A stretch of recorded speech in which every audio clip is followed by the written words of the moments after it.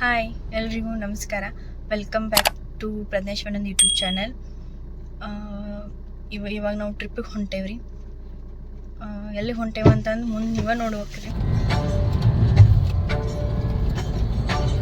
ಪೂಜ್ಯಾಯ ರಾಘವೇಂದ್ರಾಯ ಸತ್ಯ ಧರ್ಮರತಾಯ ಚ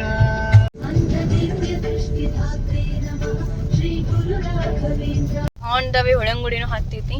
ಅದಕ್ಕೆ ಹೊಳೆವಾಗಿ ದರ್ಶನ ಮಾಡ್ಕೊಂಡು ಹೋಗ್ಬೇಕಂತ ಹೊಳೆಂಗುಡಿಗೆ ಬಂದೀವಿ.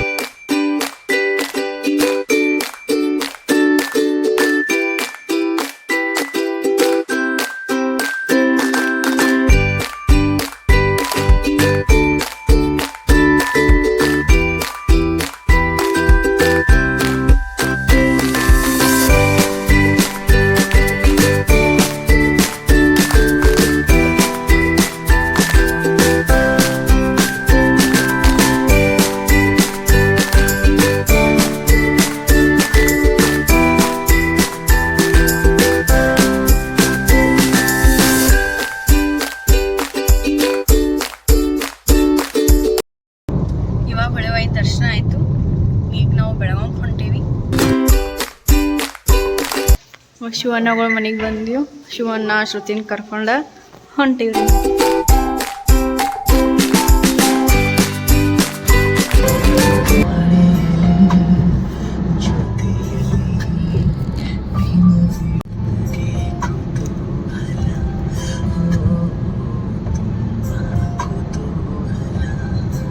ಇವಾಗ ನಾವು ಶಿವಮೊಗ್ಗಕ್ಕೆ ರೀಚ್ ಆದ್ವಿ.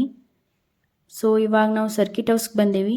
ಇಲ್ಲಿ ಸ್ಟೇ ಮಾಡ್ಬೇಕಂತ ಶಿವನ್ ಫ್ರೆಂಡ್ ನಮ್ಗೆ ಇಲ್ಲಿ ಸ್ಟೇ ಮಾಡೋಕೆ ವ್ಯವಸ್ಥೆ ಮಾಡಿಕೊಟ್ಟಾರು.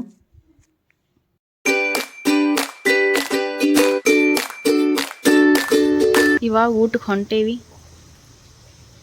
ಮಳೆ ಐತಿ.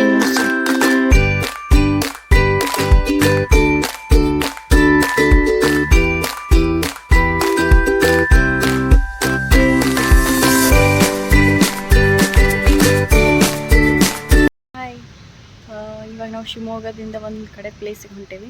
ಶಿವಮೊಗ್ಗಕ್ಕೆ ಬಂದರೆ ಆ ಪ್ಲೇಸ್ ವಿಸಿಟ್ ಮಾಡಲೇಬೇಕು ಅಂಥ ಪ್ಲೇಸ್ ಐತಿ. ಶಿವಮೊಗ್ಗ ಜಿಲ್ಲೆ ಒಳಗೆ ಅದೊಂದು ಪ್ಲೇಸ್ ಬೆಸ್ಟ್ ಐತಿ. ಸೊ ಇವಾಗ ನಾವು ಆ ಪ್ಲೇಸಿಗೆ ಹೊಂಟೇವಿ. ಬರ್ರಿ ಆ ಪ್ಲೇಸ್ ಹೆಂಗೈತೆ ಅಂತ ನೋಡೋಣ.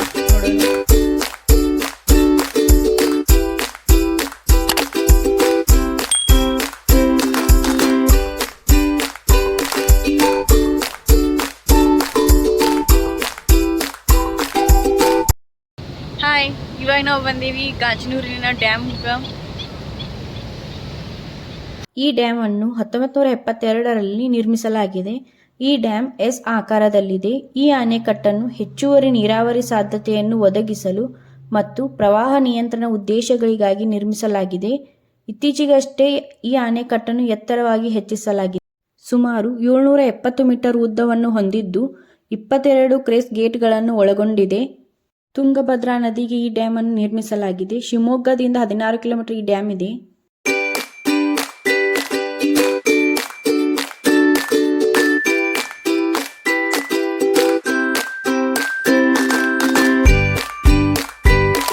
ಇವಾಗ ನಾವು ಸಕ್ರೆಬೈಲುಕ್ಕೆ ಬಂದೀವಿ.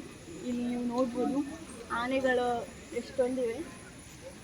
ಸೊ ನಾವೀಗ ಆನೆಗಳನ್ನ ನೋಡೋಣ. ಇವಾಗ ನೀವು ನೋಡ್ತಿರೋ ಆನೆ ಹೆಸರು ಬೆಂಗಳೂರು ಗಣೇಶ. ಇದು 1993ರಲ್ಲಿ ಆನೆಕಲ್ಲಿನ ಅರಣ್ಯ ಪ್ರದೇಶದಿಂದ ಸೆರೆ ಹಿಡಿದು ತಂದಾರ್ರಿ. ಇದ್ರ ಸ್ವಭಾವ ಹೆಂಗೈತಂದ್ರೆ ಭಾಳ ಲಘು ಕೋಪಗೊಳ್ತಿತ್ತಂತ. ಅದಕ್ಕೆ ಇದ್ರ ಹೈಟ್ 2.50 ಆ್ಯಂಡ್ ಇದ್ರ ವೇಟ್ 3700. ಇವಾಗ ನೀವು ನೋಡ್ತಿರೋದು ಹೆಣ್ಣು ಆನೆ. ಇದರ ಹೆಸರು ನೇತ್ರ. ಇದು 1998ರಲ್ಲಿ ಬಿಡಾರದ ಗೀತಾ ಆನೆಗೆ ಜನಿಸೈತಿ. ಆಮೇಲೆ ಇದ್ರ ಸ್ವಭಾವ ಸೌಮ್ಯ ಸ್ವಭಾವ. ಹಾಗೆಯೇ ಇದರ ಎತ್ತರ 2.40 ಮೀಟ್ರ್. ಇದರ ವೆಯ್ಟು 2250 kgs. ಗಾಜನೂರು ಡ್ಯಾಮ್ನಿಂದ 2 ಕಿಲೋಮೀಟರ್ ಆಗುತ್ತೆ ಸಕ್ರೆಬೈಲು ಆನೆ ಕ್ಯಾಂಪ್ಗೆ. ಇವಾಗ ಇಲ್ಲಿ 21 ಆನೆಗಳಿವೆ.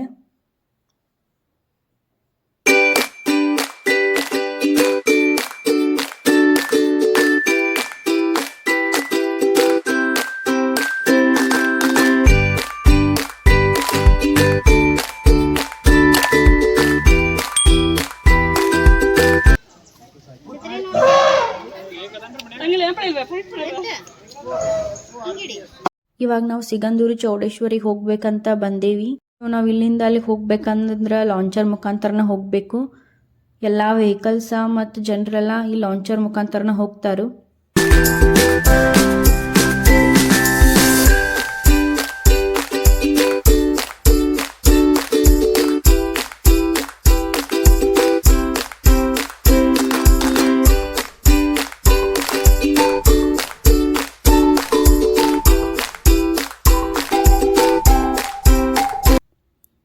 ಈಗ ನಾವು ಕಸವಳ್ಳಿ ಗ್ರಾಮದಿಂದ ಸಿಗಂದೂರಿಗೆ ಹೋಗ್ಬೇಕಂದ್ರೆ 10 ಕಿಲೋಮೀಟ್ರ್ ಆಗ್ತೈತಿ. ಸೊ ಅಲ್ಲಿ ಜೀಪ್ ಮುಖಾಂತರ ನಾವು ಸಿಗಂದೂರಿಗೆ ಹೊಂಟೇವಿ.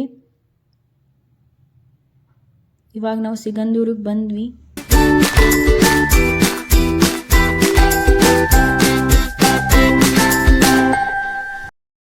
ಈ ಕ್ಷೇತ್ರವು ಶರಾವತಿ ನದಿಯ ದಡದಲ್ಲಿದೆ.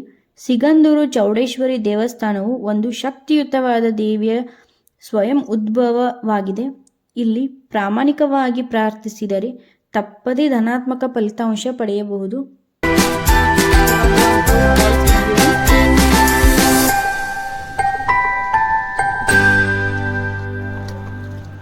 ನೋಡ್ಬೇಕಂತ ಬಂದೀವಿ. ಬಟ್ ಇಲ್ಲಿ ನೋಡ್ರೆ ಸುತ್ತಲೂ ಫಾಗ್ ಐತಿ. ನಮ್ಗೆ ಜೋಗ್ ಫಾಲ್ಸ ಕಾಣುವತ್ತಾಗೈತಿ. ಇವಾಗ ಕಾಣ್ತಿದೆ ಸ್ವಲ್ಪ.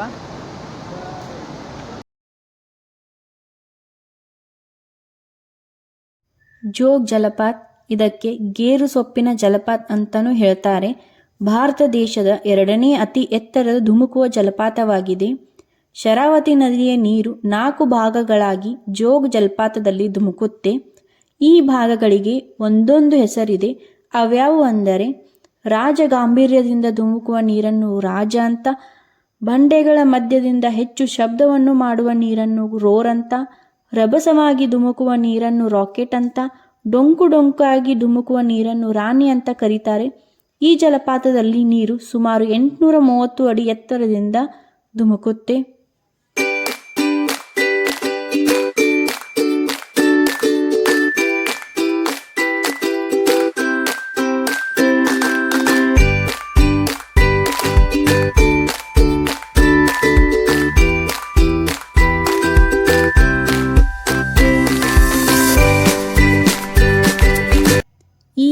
ಪಾರ್ಟ್ 1 ವಿಡಿಯೋ ಇಲ್ಲಿಗೆ ಎಂಡ್ ಮಾಡ್ತಾ ಇದ್ದೀನಿ.